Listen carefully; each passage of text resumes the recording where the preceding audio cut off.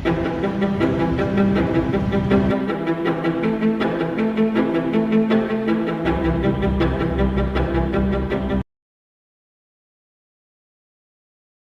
a social capital force or it is a personal force?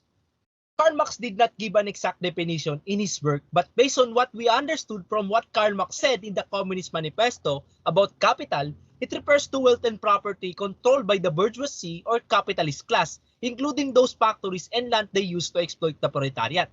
So my group and I believe that this is a social capital force because capital prevents the proletariat from having a change in society and makes the working class feel that they are slaves and do not have the right to enjoy their rightful rights. In addition, bourgeoisie families maintain their property by passing it on to the next generation of their family, which shows unequal justice and distribution. Furthermore, education serves the bourgeoisie by teaching bourgeoisie ideology to maintain their power and to maintain that they alone should rule society. All this affected the society, which caused the dividing of the two classes and became the reason why Karl Marx and Friedrich Engels wanted to destroy and overthrow the capitalist or bourgeoisie and replace them with the new working class society.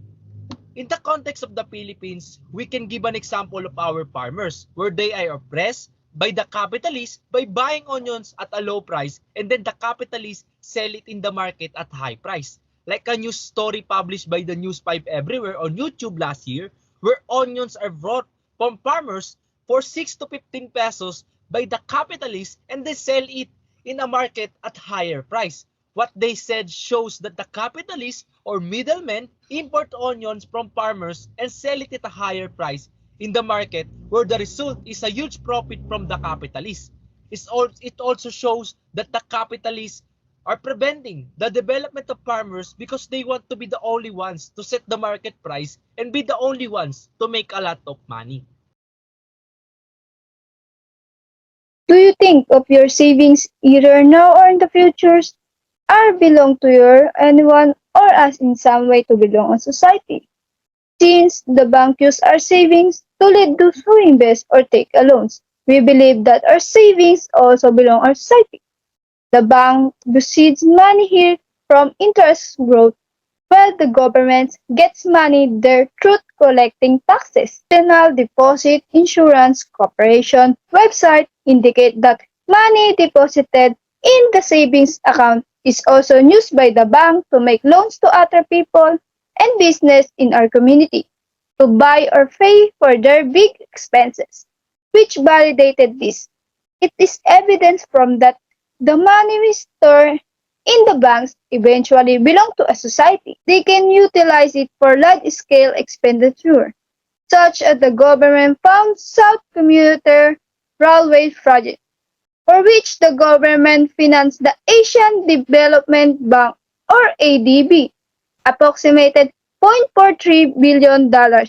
Truth, it is evident that our money somehow turns society property as a result of the loan. This is further highlighted by the idea of fractional reserve bank, which according to Spencer Turney, allows the bank to essentially create money in the economy.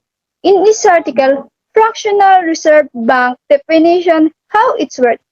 Deposit is the method used for this, and it follows the internet site hands-on financial state that deposit create loans and consequent banks need your money to make new loans. In the article titled Cash Flow is Real King, it is evident from this that our society and the banks is particular depend on our money so they can lead to others and profit. My group therefore thinks that our money somehow belong on society. Comfortable to the communist nation that money and savings must belong to societies as entirety. What, in the Marx view, is the responsibility of wealthy citizens?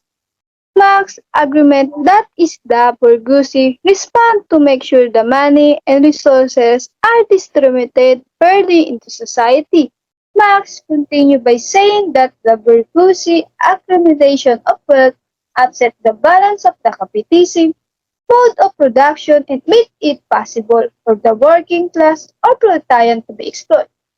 Therefore, Marx maintained that in the effort to create equality, the bourgeoisie or wealthy must confront the inequalities brought about this system. Marxism described the means of productions and access that should be collected by own and administrative by proletarian rather than being concentrated in the hands of small capitalism. Example of this access, including manufacturing and land, Marx agreement that the wealth produced by this industry should be distributed equally among all people, and that current government will be act as the capitalism by the running the industry in the same way it is now, with the one key exception. This philosopher hostility to capitalism gave rise to this statement. Regarding the duties of wealthy, Marx thought they should be worked to overthrow the existing social and economical structure. So, based on all our answers in discussion, what is your summary? Do you agree with all groups' answers? Explain why. We don't even own anything. So it's fine to be a communist.